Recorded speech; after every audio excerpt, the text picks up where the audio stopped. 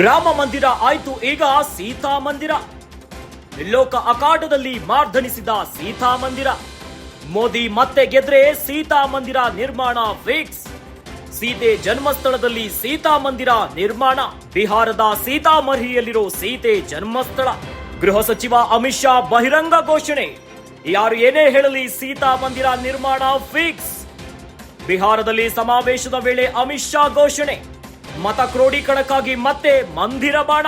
ಅಯೋಧ್ಯೆಯಲ್ಲಿ ರಾಮಲಲ್ಲನ ಸ್ಥಾಪನೆ ಆಯ್ತು. ಆದ್ರೆ ಈಗ ಲೋಕ ಅಖಾಡದಲ್ಲಿ ಸೀತಾ ಮಂದಿರದ ಬಗ್ಗೆ ಮಾತು ಕೇಳಿ ಬರ್ತಾ ಇದೆ. ಮತ್ತೆ ಮೋದಿ ಗೆದ್ರೆ ಸೀತಾ ಮಂದಿರ ಫಿಕ್ಸ್ ಅಂತೆ. ಸೀತೆ ಜನ್ಮಸ್ಥಳದಲ್ಲಿ ಸೀತಾ ಮಂದಿರ ನಿರ್ಮಾಣವಾಗುತ್ತೆ. ಬಿಹಾರದ ಸೀತಾಮರ್ಹಿಯಲ್ಲಿರುವಂತಹ ಸೀತೆಯ ಜನ್ಮಸ್ಥಳದಲ್ಲಿ ಸೀತಾ ಮಂದಿರ ತಲೆ ಎತ್ತಿ ನಿಲ್ಲುತ್ತೆ ಅಂತ ಗೃಹ ಸಚಿವ ಅಮಿತ್ ಶಾ ಬಹಿರಂಗವಾಗಿ ಘೋಷಣೆಯನ್ನ ಮಾಡಿದ್ದಾರೆ. ಯಾರು ಏನೇ ಹೇಳಿ ಸೀತಾ ಮಂದಿರ ನಿರ್ಮಾಣ ಫಿಕ್ಸ್ ಅಂತ ಬಿಹಾರದಲ್ಲಿ ಸಮಾವೇಶದ ವೇಳೆ ಅಮಿತ್ ಶಾ ಬಹಿರಂಗವಾಗಿಯೇ ಘೋಷಣೆಯನ್ನ ಮಾಡಿದ್ದಾರೆ. ಗ್ಯಾರಂಟಿ ನ್ಯೂಸ್, ಸುದ್ದಿ ಖಚಿತ, ನ್ಯಾಯ ನಿಶ್ಚಿತ.